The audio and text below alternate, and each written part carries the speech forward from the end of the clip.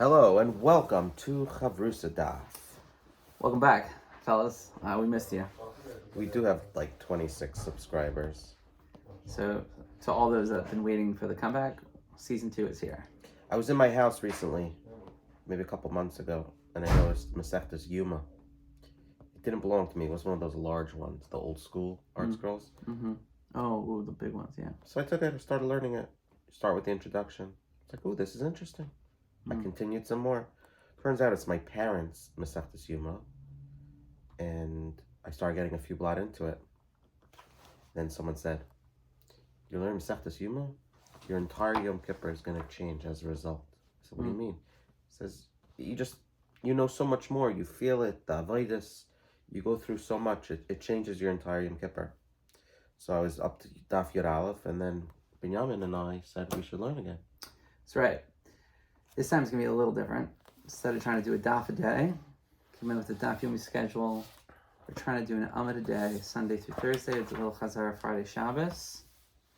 And Amir Tashem will try to get as close to finishing Yoma by Yom Kippur as we can. Yeah, we're in the middle of June 2024. Mm-hmm. So we're going to get right into it. Let's do it. So I'm on Daf Yud Aleph. It's talking about mezuzahs. And Binyamin said, what does Yoma have to do with mezuzahs? Mm-hmm. You can ask the same question about Masechta Shabbos. Talks about Hanukkah. You know, My Hanukkah.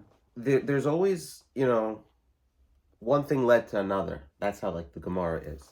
So in the Mishnah on Daf Beis Amud Aleph, it talks about 7 days before Yom Kippur, the Kohen Gadol has to leave his house and he goes into a special chamber for 7 days to avoid any tumah, right? You can't do the avodah on Yom Kippur if you're tummy. So he goes into what they call the Parhedron chamber. Lilishkas Parhedron. And then they prepare for him a substitute kohen that if something happens to him, and Rabosai. So the question the Gemara had was whether or not the Parhedron chamber needed a mezuzah. So basically the rooms in the Beis HaMikdash, basically? Yeah. Do the rooms in the Beis HaMikdash have mezuzahs? So the Gemara went into it in that really midiraisa, the only reason the only rule as it relates to mezuzah biblically is that you need to inhabit there. So then the Gemara says, okay, so he inhabits there for a week. So he's saying normally Kohanim don't sleep, and actually they do. So he there's sleeps a room there. But there's also a room where the Kohanim sleep every night. And guards. So the Gemara talks about that, right? So there you do have a mezuzah. Oh yeah, there are mezuzahs for sure in those rooms, but you're saying in this room, possibly. So over here, should you have a mezuzah? And then the Gemara says, no, he only has it for 1 week. In order for there to be a mezuzah, it says you need to be in the winter and in the summer. It's only there. So the Gemara goes through that back and forth.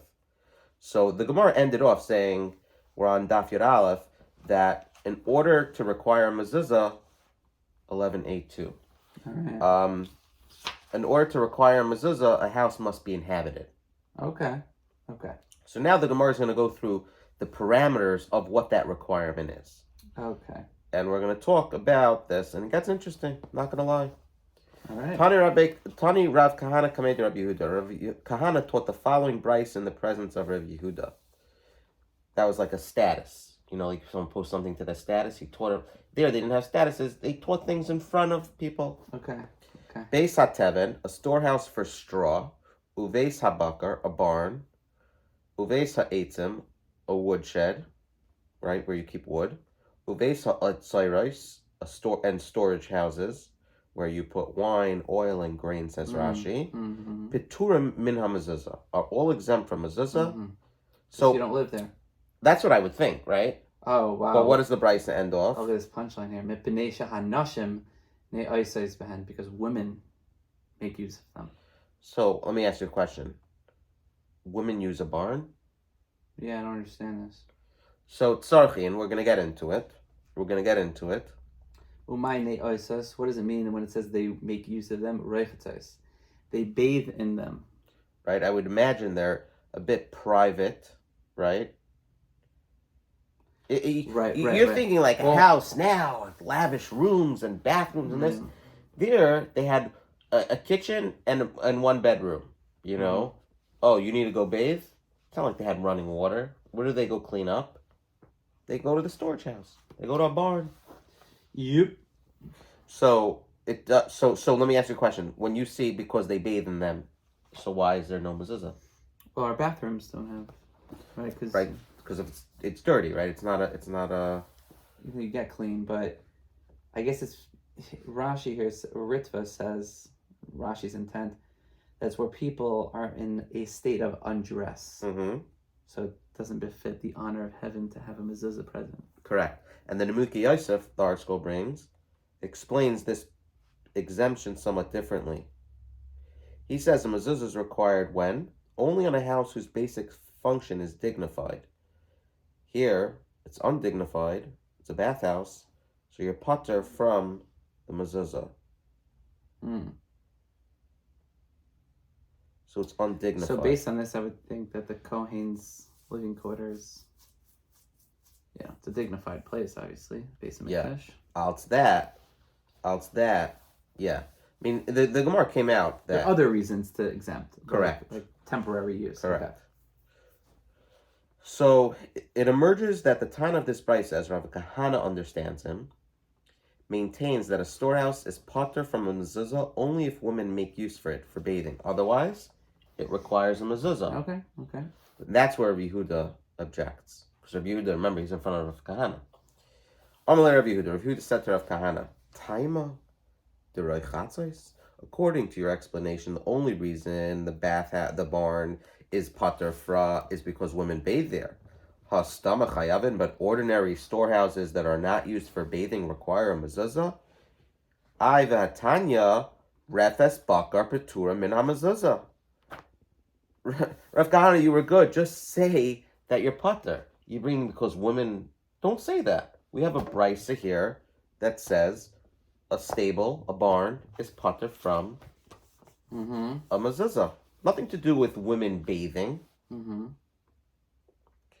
So, Rav Yehuda says a different explanation for the brisa, right? Because this brisa, it took me a little bit to figure this out. This brisa he just brought is talking about a stable.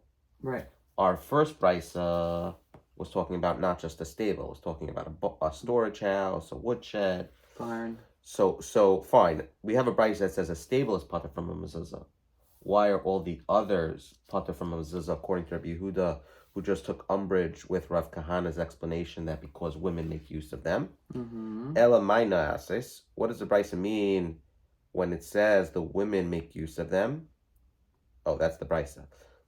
The explanation for that is miskashtais. It means not that they bathe in them, but they adorn themselves with perfume. You go to a barn to adorn yourself with perfume. Interesting, right? Or maybe they had different sense of smell back then. V'hachiktani, af al pisha nashim miskashtais ben beturin. Even if women adorn themselves in storehouses are exempt from having a mezuzah. That's what it means. It's not that women are getting undressed in there, and that's why it has like a din of like a bathhouse. It's Alpha. There's a part of the brisa that's missing in the sense that it's all pater from mezuzah, even though they make it nice and pretty, even though they make it nice and good smelling. Okay, so now it's coming back to like, it's actually used as a living space. So you would think anytime a room is used as a living space, it requires a mezuzah. We're saying no, even though there's a dual purpose. This is a multi-purpose room. But because one of the purposes would be a reason not to have the mezuzah, we don't have the mezuzah. What's that one reason? A barn is not fitting, right? It's not a bekavadik place like we explained before. Right. It's not enough to make it a residence. Right. So Rav Kahana hears that. Remember, they're in the same room. They're going back and forth. Okay. This is a ping pong. This is a Torah ping pong match. Little pickleball. Little pickleball. Amalei Rav Kahana, v'shan nashim miskashtais ben peturin. Are storehouses where women adorn themselves in fact exempt from mezuzah? That Tanya was taught in another brisa.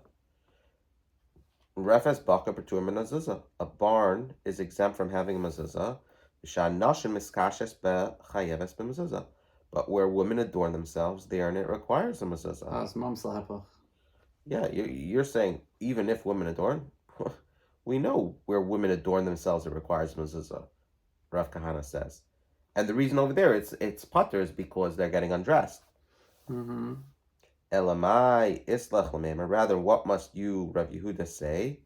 Miskashtes tanoihi, that the question of whether women adorning themselves there can require a barn to have a mezuzah is a matter of tanaic dispute. Right? We're bringing all these brises. Mm-hmm. So l'didi nami stamatanihi. Well, I can just as well maintain that the question of whether an ordinary storehouse requires mezuzah is a matter of tanaic dispute between these two brises. Meaning, you want to say women adorning themselves requires a mezuzah. It's a machlekes. It's a machlekes tanaim. It's basically what machlekes it's saying, tanaim. right? Both of them are machlekes tanaim. So you're right that they seem to be a stira, but each of them, it's not necessarily a stira. It's a machlekes tanaim. Or you kind of aren't tanaim, right? No. So that Rav Kahana and Rav Yehuda have a machlekes as to whether or not women adorning themselves. No, well, the brisa. Now, basically, they each don't have an opinion because they're each going to say that it's a machlekes tanaim. That's what they have to come down to because there seems to be machlekes and brises. So I think it explains it. Emerges that both Rav Kahana and Rav Yehuda agree that there's a dispute between the brises, but they differ over the nature of the dispute. According to Rav Kahana, the first brisa requires an ordinary storehouse, which is used neither for bathing nor for adorning, to have a mezuzah. Right? It requires an ordinary storehouse to have a mezuzah, while the second brisa exempts it. Right? The first one said, all are exempt from mezuzah. The second brisa. Why is it the second brisa exempts it? According to Rav Kahana? Well, that's the first brisa we brought here. That was the first, and the first one says it's exempt. So now it's saying it requires. Sorry, an ordinary one, right? Because we already explained that this one, not that one, is referring to where women use it. So basically, if it's not used for bathing or adorning, it's going to require it. The second brisa says it'll exempt it because it's being used for adorning or bathing. Both brises agree that a storehouse that is used for bathing does not require mezuzah, and that a storehouse that is used for adorning does require mezuzah. So that's according to Rav Kahana.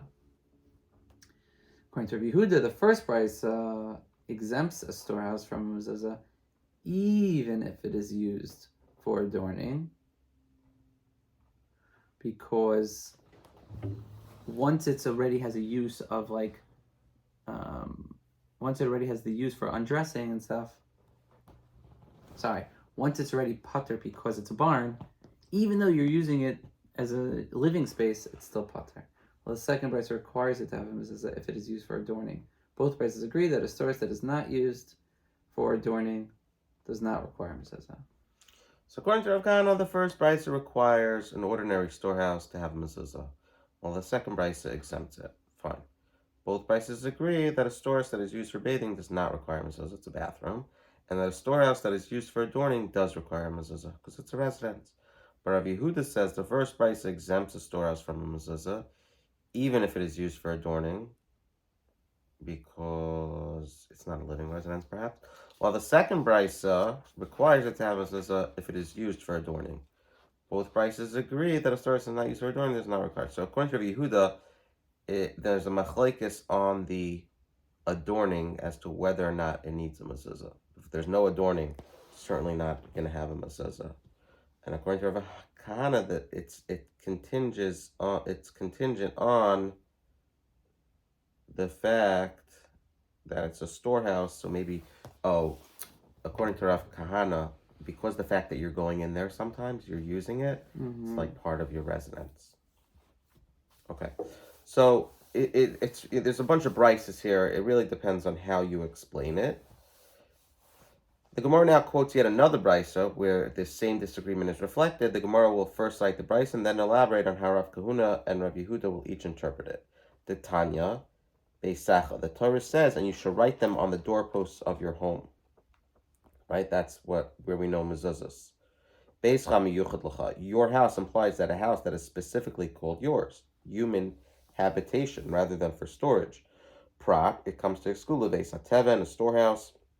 For straw, a leves bakar, a barn, a leves eitzem, a woodshed, leves haitzares, and a storage house. Sheptur minamazes, all of which are pater from a mezuzah. Your house. Right, v'yesh mechayvin, but there are those who require mezuzah of such storehouses.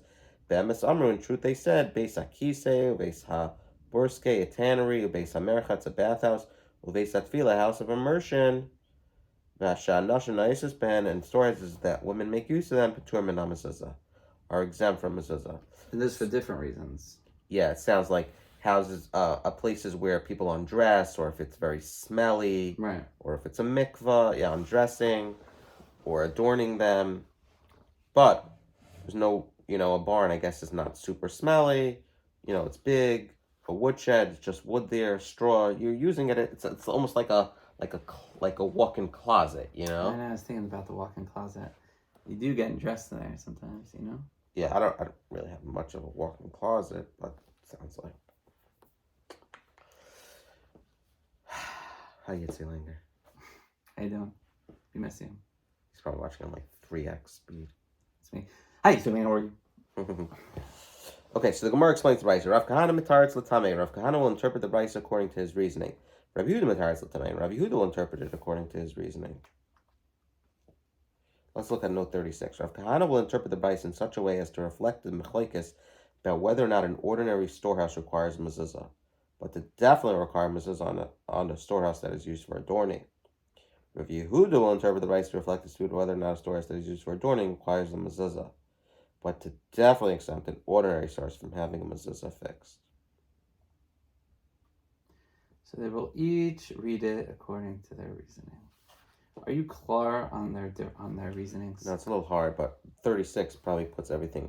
Rav Kahuna, the way he says it, there's a machlekes about an ordinary storehouse. Right?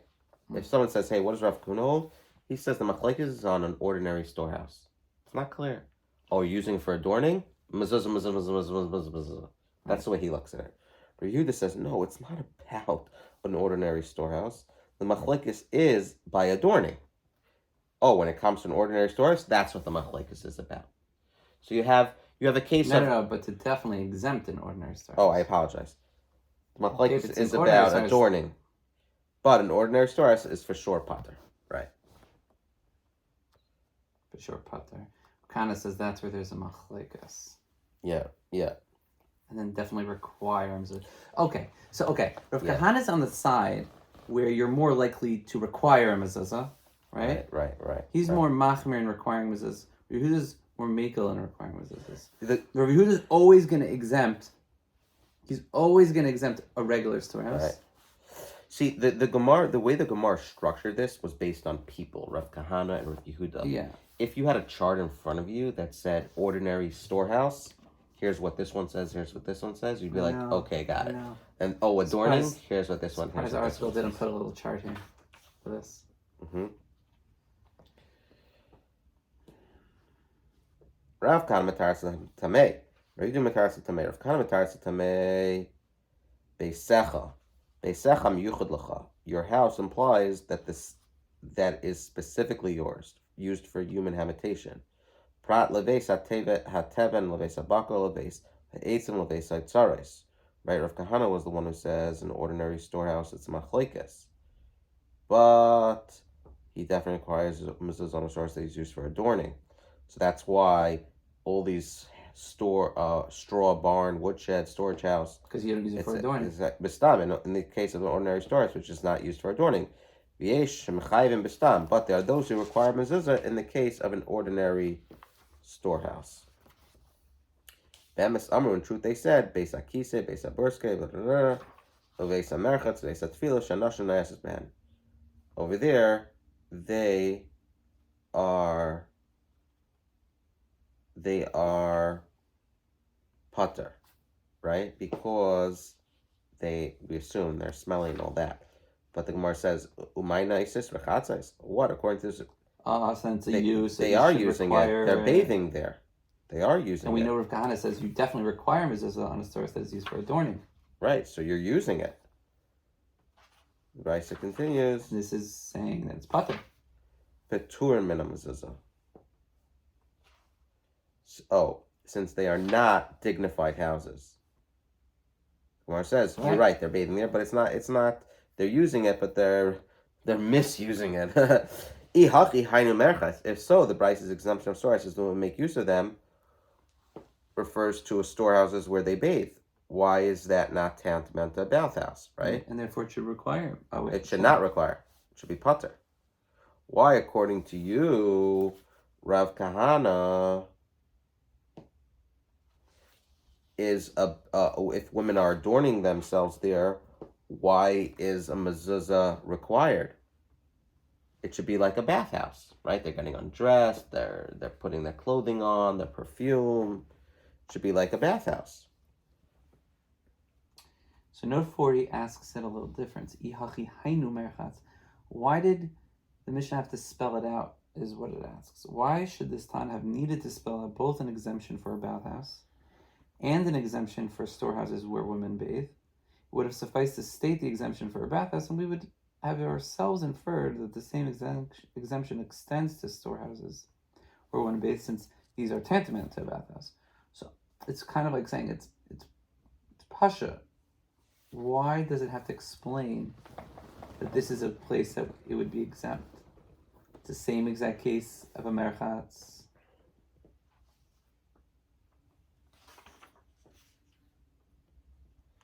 But where women where women bathe.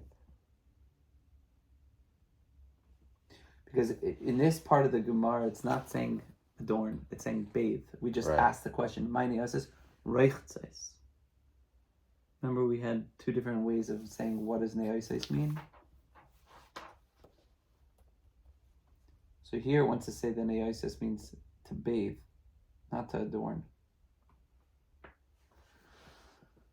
So if it's just another bathhouse, it's just another bathhouse.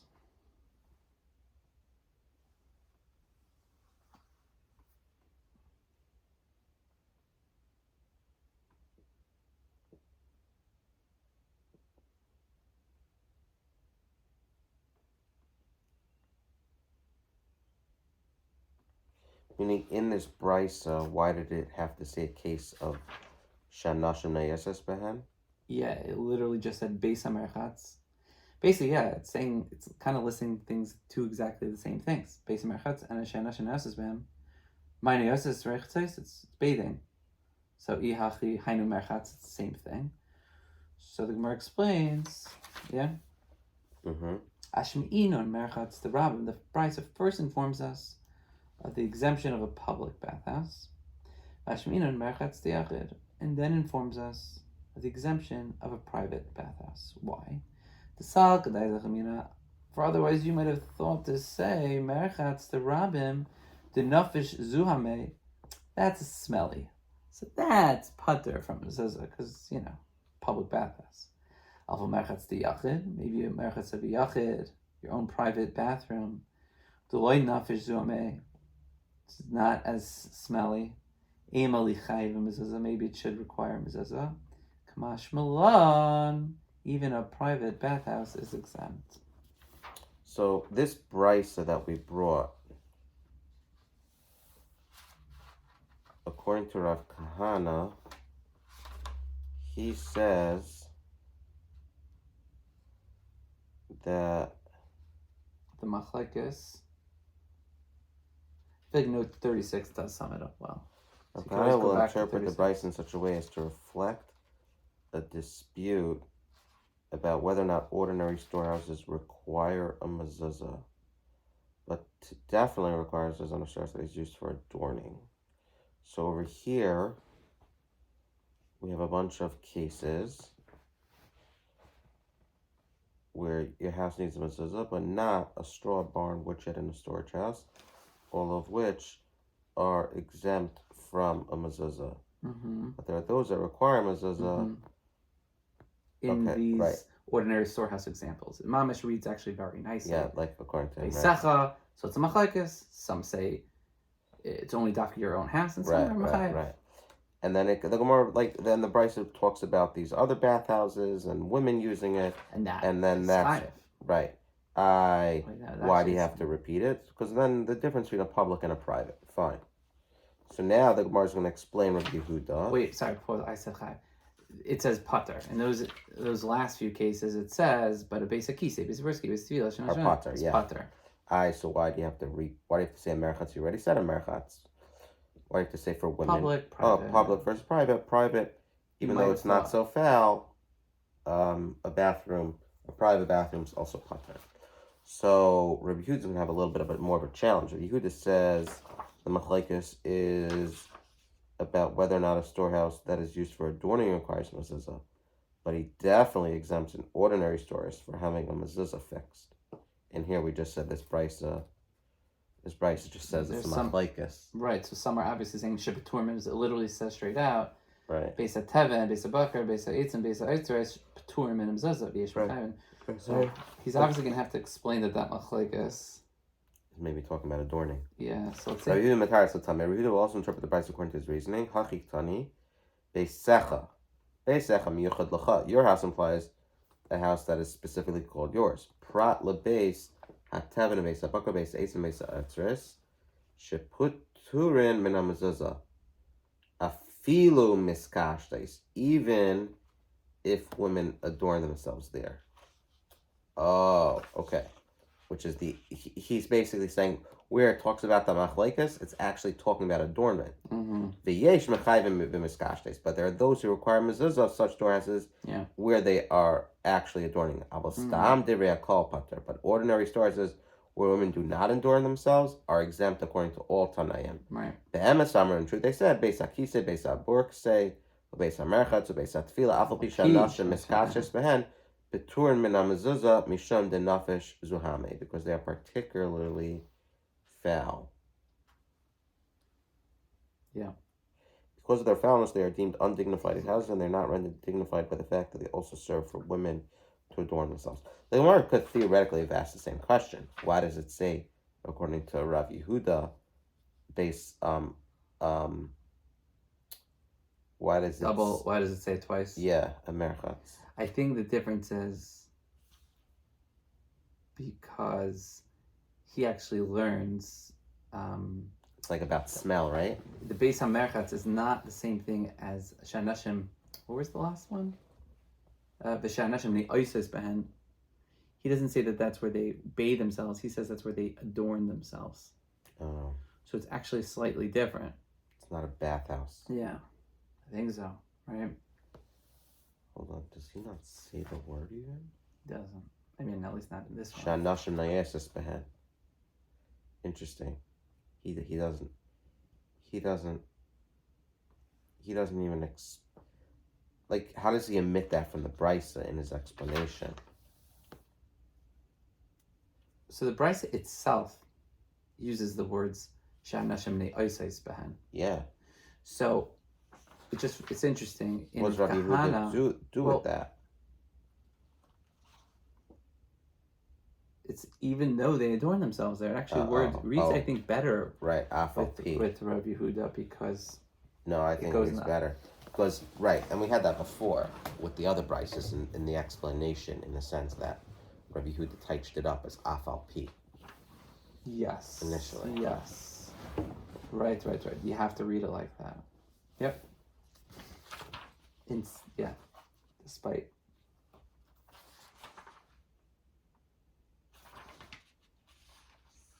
Okay, so we came out at the end of note 36 that according to Rabbi Yehuda, a regular storehouse is pater from having a mezuzah. Okay? In fact, the Gemara, Rabbi Yehuda stammered the divrei hakol pater, but according to Rabbi Yehuda, do all Tanaim really agree that an ordinary storehouse is pater from a mezuzah? Aiva tanya bisharecha, and you shall write them on your doorposts of your house and on your gates. Echad Shari Batim. This teaches us that whether they are gates of houses, Echad Shari Chatzeros, whether they are gates of courtyards, Echad Shari Medinas, or whether they are gates of provinces, Echad Shari Ayarais, whether they are gates of cities, Verefes or a stable, Velulin or chicken roosts, Umaspain or a straw shed, V'aitzos Yayin or storehouses for wine, V'aitzos Shemen or storehouses for oil, Chayavin b'mezuzah. They all require mezuzah. Yachal Shani Mar Be'af. It might have been thought that I should include even a gatehouse. Mar Be'af, Av Achsadra, a portico in front of a house. Umer Pasas or a gallery. Talmud Lema, the Torah therefore says, bias.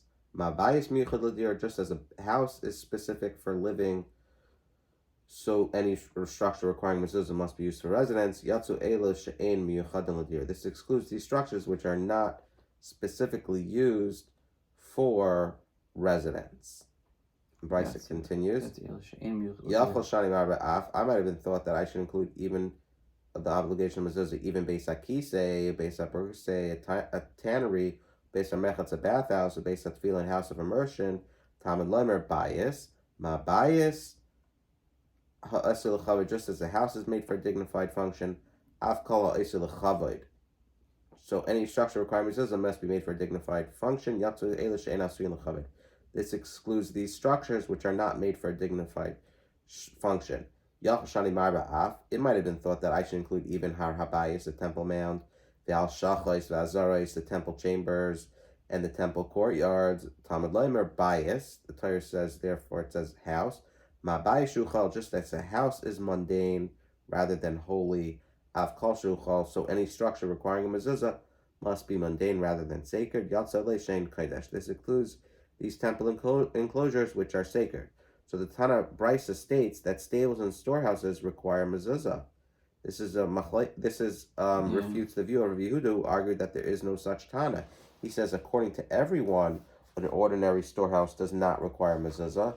And here we literally see in the beginning of this brisa that a stable, a straw house, and all of that require a mezuzah. So why are you saying that an ordinary stable doesn't require mezuzah? So you have to... If I was Rabbi Yehuda, I would just say, oh, that refes is talking about... where they adorn themselves? Yeah.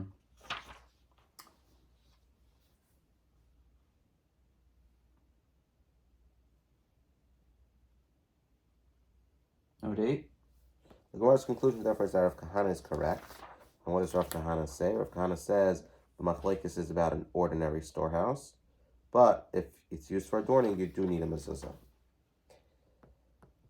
And that there's a Tana whether or not an ordinary storehouse requires a mezuzah. They're trying to differ regarding which of these Tana and the halacha should follow. The Rambam rules that an ordinary storehouse does not require mezuzah, and Rosh rules that it does. This is the ruling of the Shulchan Aruch. There's machlekes. This actually has probably big ramifications, halacha l'maisa nowadays, right? A stam storehouse? Like a shed in the back of your... Yeah, so what? So it says... like you keep your gardening supplies. Right. An ordinary... That's big enough, obviously, as a dira. An ordinary storehouse does not require... Not that you live there, but maybe you could put a bed there? Is that what you're saying? Right. Shteig. That concludes Yoma 11a. So hopefully we'll try to... When we do this, maybe we'll also have time a little bit for Chazar for the Amud before. It's just an Amud, so it's like a little easier. And the hope is we could really have a Kinyan on this as well. Kinyan Masechta? Just Kinyan. And thank you, everybody. Have a great day.